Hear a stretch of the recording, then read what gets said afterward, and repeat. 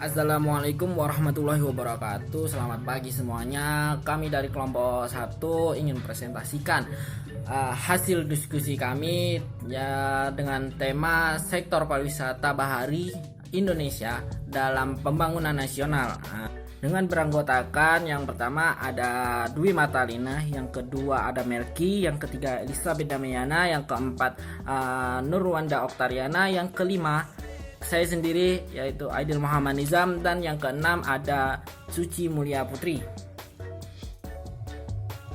Pariwisata bahari merupakan kegiatan wisata yang aktivitasnya dilakukan pada media bahari atau kelautan untuk menikmati keindahan dan keunikan pantai, danau, dan juga laut. Bentuk kegiatannya seperti berjemur, snorkeling, memancing, surfing, boating, yachting, sailing, cruising, marine parks, whale watching, berenang, ski air, jet ski, speedboat, menyelam, dan kegiatan laut lainnya agar dapat menikmati keindahan laut.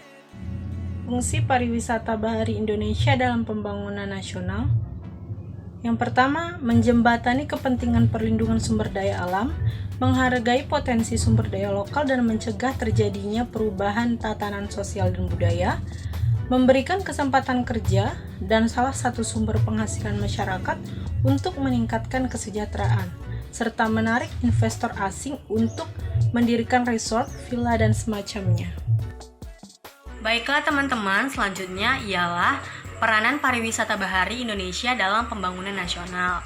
Yang pertama adalah secara ekonomis, meningkatkan pendapatan devisa negara dan ekonomi masyarakat sekitar. Lalu juga ada secara ekologis, yaitu melindungi dan mendukung upaya konservasi keanekaragaman hayati. Lalu juga ada keunggulan pariwisata bahari di Indonesia. Kawasan pesisir dan laut Indonesia merupakan tempat ideal bagi seluruh jenis aktivitas pariwisata bahari. Lalu, di sini juga ada pusat dari segitiga terumbu karang dunia atau coral triangle, didukung oleh keanekaragaman hayati laut yang sangat tinggi. Lalu, iklim tropis yang hangat dan matahari yang bersinar sepanjang tahun. Lalu juga ada potensi untuk pengembangan wisata minat khusus. Selanjutnya mengenai kinerja pariwisata bahari di Indonesia. Kinerja pariwisata bahari Indonesia dinilai belum optimal meskipun jumlah kunjungan wisatawan dan perolehan devisa pariwisata bahari terus meningkat. Kinerja pariwisata bahari Indonesia lebih rendah ketimbang negara-negara tetangga dengan potensi yang lebih kecil seperti Singapura, Malaysia, Thailand, dan Australia. Pekerja dan masyarakat di lokasi pariwisata bahari sebagian besar belum sejahtera. Ekosistem pesisir dan laut menjadi objek pariwisata bahari mulai banyak yang rusak. Permasalahan yang dihadapi dalam pengembangan dan pengelolaan pariwisata. Yang pertama, pencapaian pembangunan pariwisata bahari Indonesia secara umum cukup rendah, hanya 15% dibanding Malaysia yang pariwisata baharinya mencapai 40% terhadap sektor pariwisata.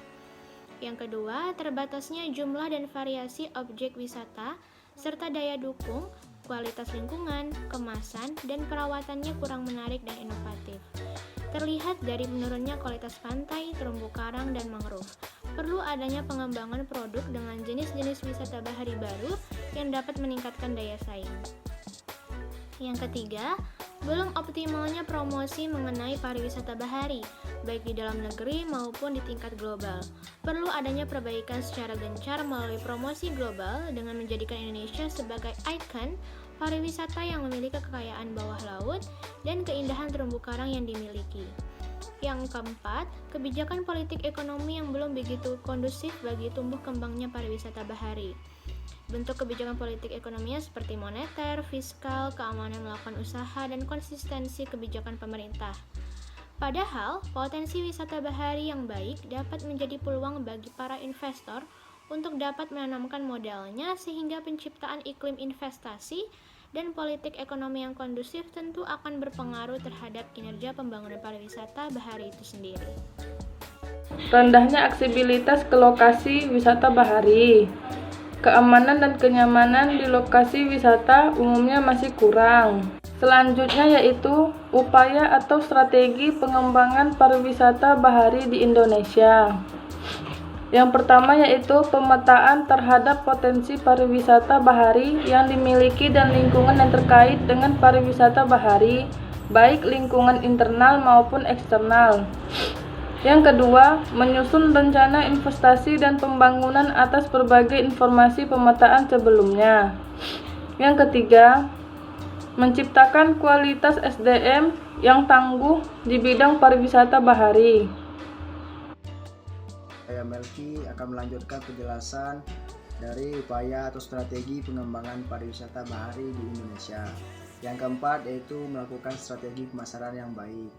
Yang kelima atau yang terakhir menerapkan prinsip dasar pengelolaan wisata bahari, yaitu prinsip co-ownership, prinsip cooperation, dan prinsip co-responsibility. Adapun prinsip co-ownership yaitu bahwa kawasan wisata bahari adalah milik bersama. Untuk itu ada hak-hak masyarakat di dalamnya yang harus diakui, namun juga perlindungan yang harus dilakukan bersama. Sekian presentasi dari kelompok kami, terlebih dan kurang kami mohon maaf.